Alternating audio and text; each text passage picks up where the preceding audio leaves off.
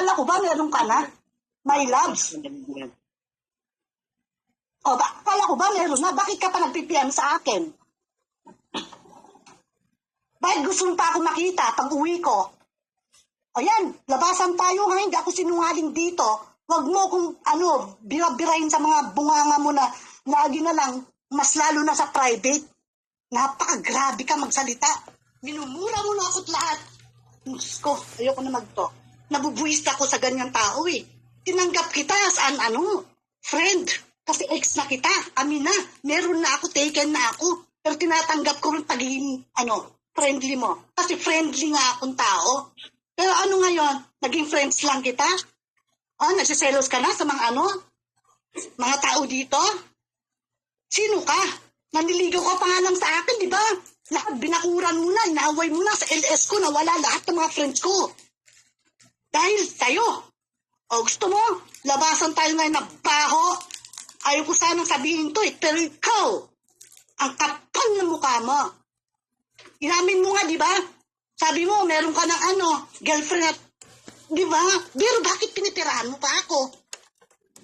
Gagong to, ang kapal ng mukha mo. Mahiya ka sarili mo. Kung ako sa'yo, lulubog ka na lang. Lumubog ka na, huwag ka ng umakyat-akyat dito at magyabang pa. Mukha kang pera.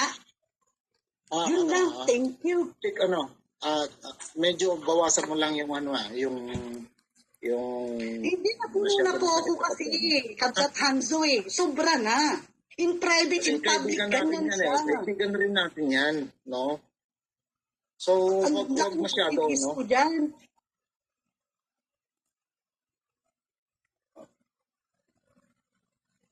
Huwag masyado, no? Huwag na kayong magselos. Ito mo ang sinasabi nga, di ba? Ang kapal ng mukha asyumero, ako doon binasura. Sino bang nanligaw sa atin?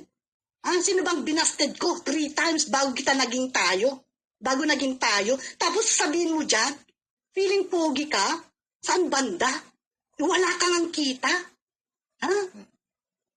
Wala kang ang pera? Ano bang pogi mo? Saan? Hindi, ganito lang. Kasi tinitiis ko yung sarili ko na nasobrahan na siya Grabe na Gusto niya ito pala Sige, labasan tayo ng baho. Ano ba natanggap ko sa'yo, Resbacker? Pagtatanggol mo, after magpadala ako ng pera sa'yo, sa birthday mo, magsusugal ka? Please, no.